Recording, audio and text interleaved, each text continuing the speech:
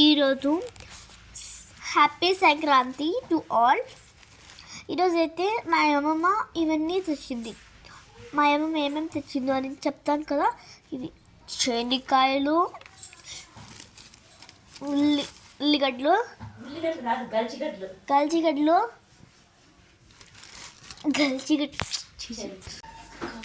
మా అమ్మ ఇదైతే కలుపుతుంది పిండి, జామున్ పిండి నాన్న. జామున్ పిండి అయితే ఇందులో అయితే నేను కొద్దిగా సాల్ట్, పాలు, నెయ్యి యాడ్ చేశాను.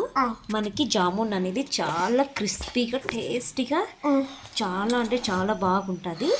అదే విధంగా ఇక్కడ జామున్ కోసం పాక్ అయితే రెడీ చేసి పెట్టాను. ఓకేనా, షుగర్ తీసుకొని వాటర్ తీసుకొని పాక్ అనేది రెడీ చేశాను.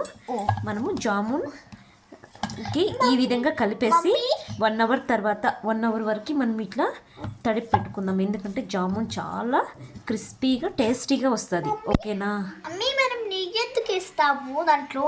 నెయ్యి టేస్ట్ కోసం.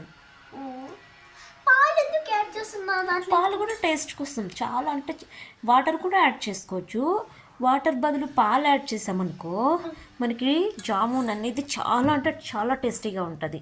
ఈ జామున్ పౌడర్ వచ్చి నేను ఎంటీఆర్ తీసుకున్నాను. ఓకేనా, ఎంటీఆర్ జామున్ పౌడర్. ఓకేనా, ఓకే, ఎలా చేసుకుందామో చూసేద్దామా. జామున్ అయితే ఈ విధంగా నేను రెడీ చేసేసాను. జామున్ అయితే చాలా బాగా వచ్చిందండి. అందరికీ హ్యాపీ సంక్రాంతి. ఫస్ట్ వచ్చి మా పాప వచ్చి వాయిస్ ఓవర్ ఇచ్చింది. తనకి అలా వాయిస్ ఓవర్ ఇవ్వడం అంటే చాలా ఇష్టము. అందుకోసమే తన్నే చేయమని చెప్పాను. అందరికీ హ్యాపీ సంక్రాంతి అండి. మీరు ఈ పండుగను ఏ విధంగా సెలబ్రేట్ చేసుకున్నారు మీరు కూడా నాతో షేర్ చేయండి. Please subscribe to my channel.